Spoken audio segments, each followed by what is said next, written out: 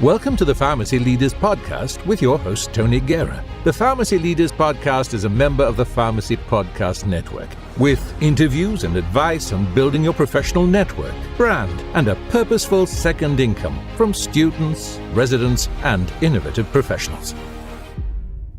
Welcome to the Pharmacy Leaders Podcast. Today I have Janine Kelbach and maybe Cheryl Bush will be joining us. They are both from the Healthcare Marketing Network. It's a vibrant global community of freelance healthcare writers, authors, and communication creatives. I wanted to bring them on to talk about another possible source of income for pharmacists and health professionals. So Janine, welcome to the Pharmacy Leaders Podcast. Thank you, Tony.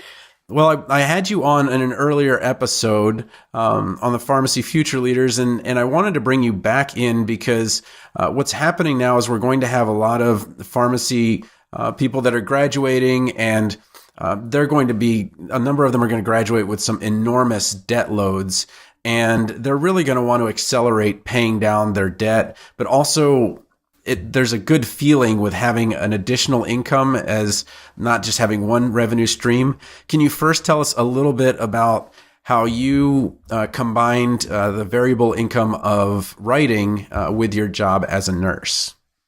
Okay, sure. I started nursing back in 2006, and I was working full-time, and then a lot of nurses, we work 12-hour shifts, so we work like 3 days a week. A lot of us end up getting PRN jobs. So I was doing a PRN job, meaning, a job that you don't always work and, it's kind of on the side. I was doing that for a little while, but then I really enjoyed writing, and I researched it a little bit more and realized that freelance writing was a career for people and that you could do it as a PRN job. So it gave me the flexibility and a little bit of freedom out of the hospital and to be home with the kids. So that's kind of how I got started, and that's what I really like it. It's very nice not to have to put all my eggs in one basket, if you will. Well, let's, before people hang up on us when you say, I like writing, and they immediately say, well, I don't like writing. I don't. And I think there's a misconception that you have to have 3 degrees in English along with your nursing degree to be a writer. Can you tell me a little bit about your background in writing or lack of background, and then how you kind of became a writer kind of by doing? So that's exactly, the lack of background is where I come from. I enjoyed writing, and when I say that, I don't like technical writing. I used to like writing like poetry and stuff in high school way back then. And then I just enjoyed writing in general. I liked communicating with people that way and teaching. I really enjoy teaching patients and teaching fellow nurses and precepting. And that kind of got me started into writing in general. It was more patient education things, and I specialize in labor and delivery, so it was a lot of pregnancy and women's health topics, which are very enjoyable for me to write about. So this is really just writing about what you know. It's not. Yes. It's not doing you might do some research, but you're not doing MLA style or APA style and going and getting all of these sources and kind of making up your own thing. Who tells you what to write, or how do you get to write what you want to write? So it kind of depends on the client that you land, in a sense. Like recently, I wrote an article for a local magazine around here. I'm from Cleveland, Ohio. So in Northeast Ohio, it's called Northeast Ohio Parent Magazine. And I found the editor online. It was a quick search. And I saw the magazine out in the community, and I was like, oh, it'd be cool to write for this. And I submitted a couple what we call pitches. And the pitches, which, when I was first writing, I was like, I don't even know what a pitch is because I'm not a writer, right? So I had to research that a little bit in the beginning. But basically what a pitch is a few sentences about a topic you'd like to write about. So it was something, about what to expect when you have a C-section, what the nurses want you to know, because a lot of people don't know that. So I pitched this idea to the editor, and she liked the idea, and she may or may not have given me more to write about, but I said, here's 10 tips I think would be helpful. And then she said, go ahead and write it up. So and I said, well, do you pay your contributing writers? Oh yeah, we pay. So then, that's how it becomes an income stream. And it was very fun to write. And it's just a cool way to use your brain outside of the hospital. So a big issue, I think, is after we kind of get out of nursing school, pharmacy school, medical school, we kind of go to get our job and we lose our community that we had all through those years. How have you rebuilt a community around writing? So when I was first starting writing, I had no idea what I was doing because, like I said, I didn't even know what a pitch was. So when I was searching healthcare writers, the same kind of people kept coming around my feed in the Google search that I did. And one of those people was my friend Cheryl Bush. And this was well on into my career a little bit. I started officially writing in 2015 as my business, but I met with her in 2016 in August, and I actually found her on Twitter. And we connected over on LinkedIn. So those social communities online is kind of where I found my little tribe. Now I have people from all over. One of my friends are in Alaska. We got people in New Jersey, Pennsylvania next door to me, from Ohio. But you kind of find people, and we're so everybody that I've ever networked with, in a sense, has been so gracious with information. So they have helped me take that next step. And a lot of those people that I've met in that community have taken me to my next level in my business. So tell me a little bit about the first community and then the healthcare marketing community, because there was some kind of transition there. Okay, so we started the Healthcare Writers Network. We started that as a Facebook group, free Facebook group for anybody who was interested, as a beginner writer like me who didn't know what a pitch was, to the elite writer who's been writing for years and years, and this might be their full-time job. And we just kind of, when I was talking to Carol, like I said, back in 2016, she was telling me this vision that she had, and I was so happy to hear it. I was like, oh my gosh, that would have been amazing if I had that back when I started this, because it was a lot of Google searching and I didn't even realize that people could do this as a career. So when I was talking to her, I was like, we got to make this happen. So December of 2016, we did a webinar and we launched the Facebook group, and within a day we had over 200 members. And then it's just been growing ever since. We grew that from the 200 members to, I think we're over 300 now, but it was a slow growth, after that, but we really have some good people in there and knowledgeable writers. It's a great place. So that was your first kind of group, and then you made a transition. Yeah. So in June, we decided, you know what, we had this vision, but we didn't make it live until June. And this was the Healthcare Marketing Network. And this is the community of the freelance writers, the authors and creatives that come together. And inside that's a membership group. And inside the membership, we give, there's interviews, there's free courses, there's everything anybody could want in writing in one place. So what about, so let's say somebody joins this group.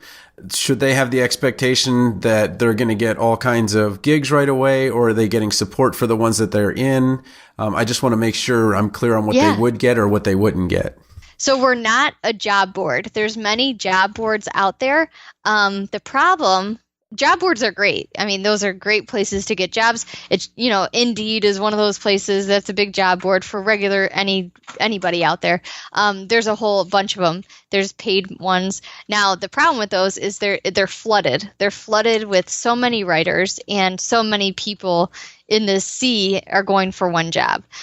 The difference, and there's also, there's other ways you can get jobs as a freelance writer. You can pitch editors like I did, and you're just hoping to hear back. And then when they do hear back, a lot of people are cheap. They don't want to pay things. They don't want, everybody doesn't want to pay a lot of money if they don't have to.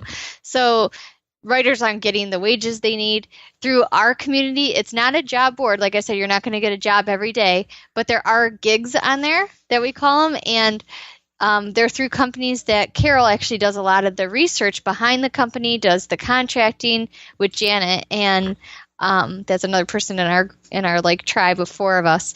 And together they come up with proposals, and our writers get paid pretty well for what they write. Yeah, so maybe we could introduce those other people and tell me a little bit about each of them. So just if somebody doesn't know who they are. So let's start with Cheryl Bush. So Cheryl Bush, she's also called the Social Nurse. She started her company as the Social Nurse. It's a blog. It's like the number 1 thing on Google that comes up when you search like social healthcare, I think. And I call her the connector in our group.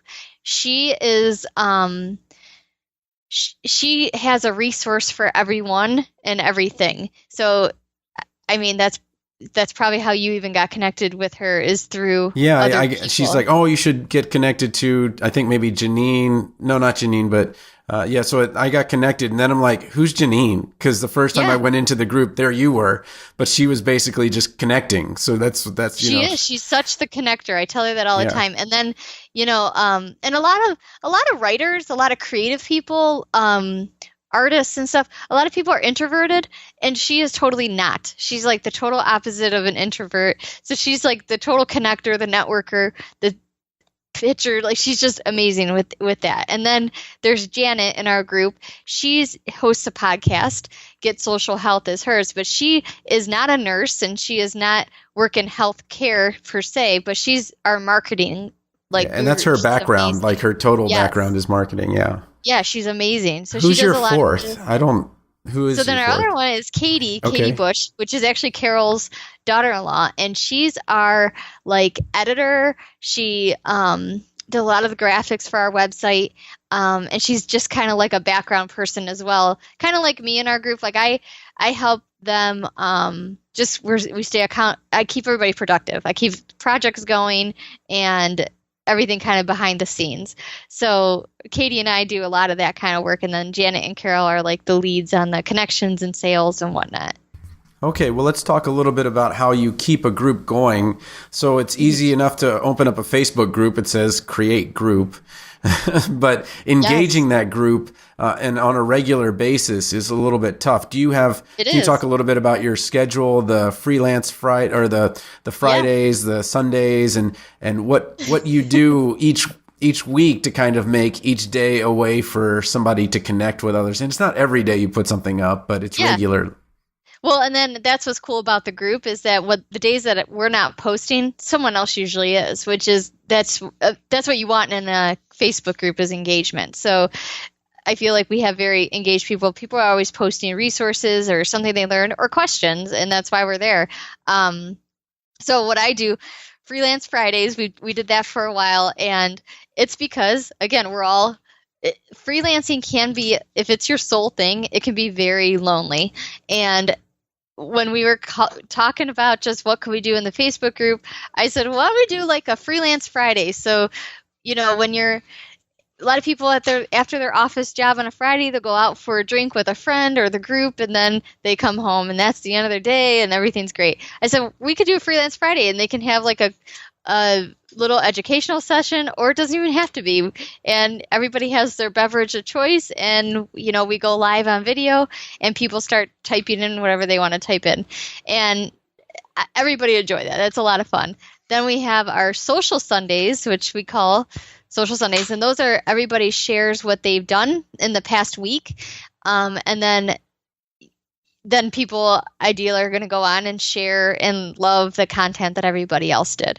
And then I bring all that stuff over to a newsletter that people get in their inbox and can kind of keep up with the community, because it does, time flies, life flies. And so that's my new thing on Fridays, is I'm putting in there like what's coming up the next week, so people can block off their calendar.